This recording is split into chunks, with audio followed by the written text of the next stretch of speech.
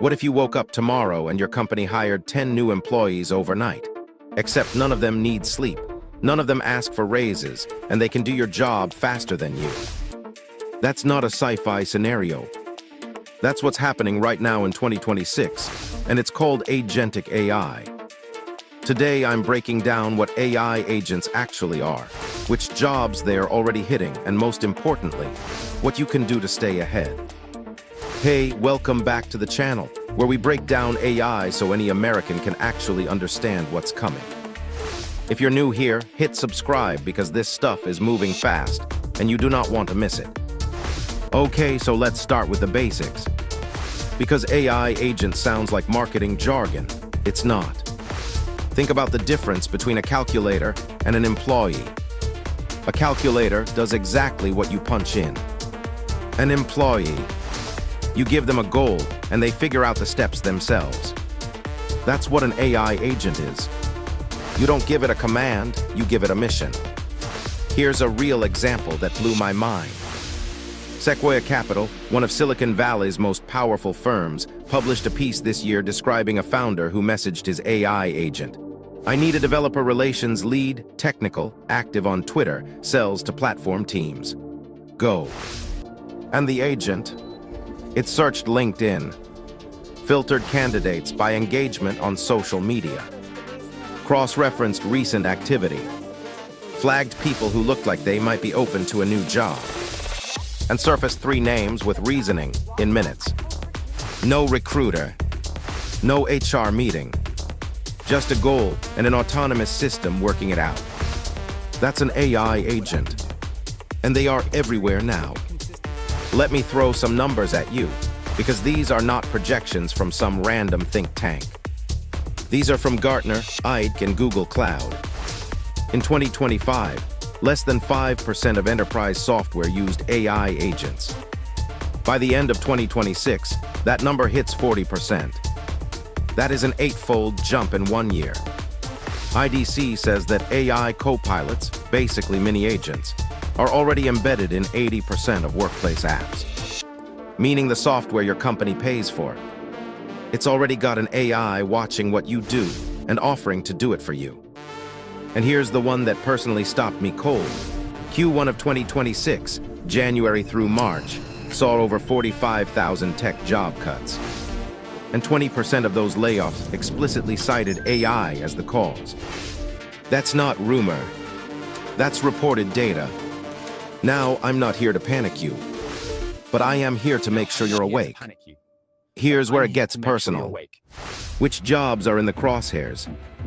The short answer, anything that is process-heavy and repetitive, even if it requires a college degree. Customer support. AI agents are handling full conversations across email, chat, and voice, with no human in the loop. Companies like Robolin are already deploying this at scale. Finance and accounting. Agents are generating reports, reconciling transactions, flagging anomalies. Stuff that used to take an analyst a week. Legal research. AI agents can scan thousands of case documents and produce summaries faster than a first-year associate. Coding. This one hits close to home. Claude Code, GitHub Copilot Workspace, and others are now writing, testing, and debugging full software features autonomously. Developers aren't disappearing, but the number of developers companies need. That's shrinking. Here's the pattern. If your job is about executing a known process, even a complex one, an agent can learn it. What agents can't do, yet, is set the vision, navigate human relationships, or work in situations that require genuine ethical judgment. So the jobs that are safest: creative direction, leadership, negotiation, teaching, anything requiring deep human trust. Okay, I promised you this wouldn't just be doom. Let's talk about what you can actually do. Number 1, become the person who manages the agents. Gartner predicts that by 2026, 85% of executives will rely on AI agent recommendations to make decisions. Someone has to set those agents up, evaluate their outputs, and catch their mistakes. That someone should be you. Number 2, get fluent in prompt engineering. This is now an actual career path. It's the skill of knowing how to talk to AI in a way that gets useful results. It's part psychology, part logic, part creativity, and right now, very few people do it well. Number 3, document your expertise. AI is trained on what exists. Your institutional knowledge, your judgment, your relationships, your hard-won lessons is not on the internet. That makes it irreplaceable, but only if you start putting it somewhere. Write it down, teach it. Build your personal brand around it. Number 4, pick one AI tool this week and go deep on it. Not surface level. I mean actually use ChatGPT, Claude, or Perplexity to do real work. Draft something, analyze something, research something. People who are genuinely fluent in these tools right now are getting hired over equally qualified people who aren't. The opportunity isn't going away, but the window to get ahead of this is narrowing. AI agents are not coming. They are here. The question is whether you're going to be the person managing them or the person being managed out by them.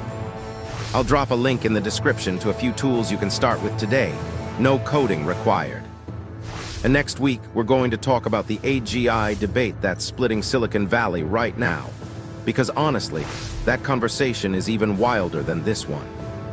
If this video helped you understand what's actually happening, hit the like button. It genuinely helps this channel reach more people. And subscribe so you don't miss what's coming next.